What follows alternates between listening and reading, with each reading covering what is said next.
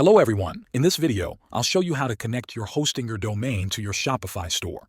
First, log in to both your Hostinger dashboard and your Shopify admin panel.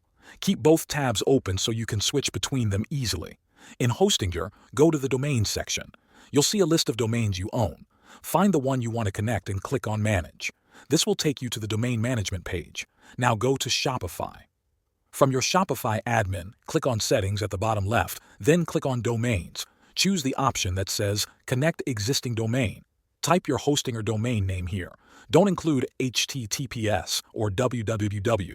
Just type the clean domain name like mydomain.com, then click Next. Shopify will now show you the DNS settings you need.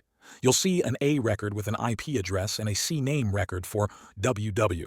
Go back to the DNS zone in Hostinger. Remove any existing A record or CNAME record that uses @ or www as the name.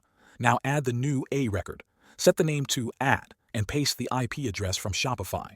Then add a CNAME record. Set the name to www and paste the CNAME value that Shopify gave you, usually shops.myshopify.com. Click Save after adding each record. That's it. Your Hostinger domain will be linked to your Shopify store. Thanks for watching.